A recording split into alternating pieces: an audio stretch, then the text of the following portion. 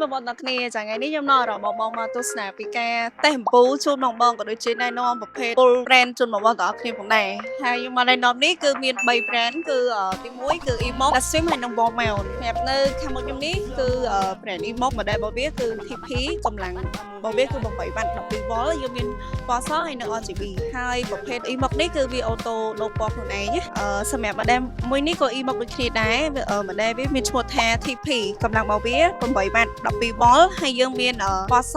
ហើយនិងពណ៌ថ្ងៃហើយនិង RGB ទៀតហើយវាអូតូដូរពណ៌ដូចគ្នា model នេះគឺ Daswim ហើយនឹងក៏ពេញនិយមក្នុងការប្រើដែរកម្លាំងរបស់វា6វ៉ាត់12 volt វាមាន2ពណ៌ដូចគ្នាមានពណ៌សហើយនិង RGB អញ្ចឹងស័ក្តិសមបំផុតសម្រាប់បងដែលគាត់មានតម្រូវការយកប្រើនៅក្នុងអាងទឹកក៏ដូចជា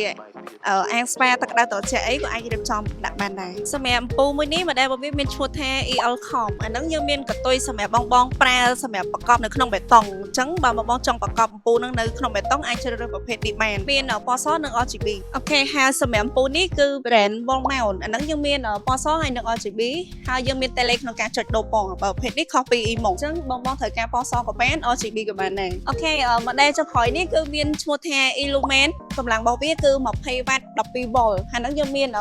ពណ៌សហើយនិង RGB ដូចគ្នាហើយវាអូតូដូរពណ៌ដូចគ្នាវាខុសពី Bowmount color អញ្ចឹងប្រភេទ Emox គឺវាអូតូដូរពណ៌បើប្រភេទ Bowmount អាហ្នឹងយើងមាន tele ក្នុងការចុចដូរពណ៌ចឹងអំពូលទាំងអស់ហ្នឹងគឺមានសារៈសំខាន់ខ្លាំងមែនទែនសម្រាប់បងដែលគាត់មានអាងហែលទឹកមិនថាជាលក្ខណៈអាងគ្រួសារឬក៏អាងស្ប៉ាទឹកក្តៅត្រជាក់អីគឺត្រូវការចាំបាច់ក្នុងការប្រើអំពូលហ្នឹងឯងអញ្ចឹងបងអាចជ្រើសរើសប្រភេទអំពូលមួយណាដែលបងស្រឡាញ់អាចជ្រើសរើសយកទៅប្រើបានណាហើយសម្រាប់អំពូលទាំងអស់ហ្នឹងក៏យើងមានការបញ្ចុះតម្លៃពិសេសដែរសម្រាប់បងដែលគាត់ជាជាងឬក៏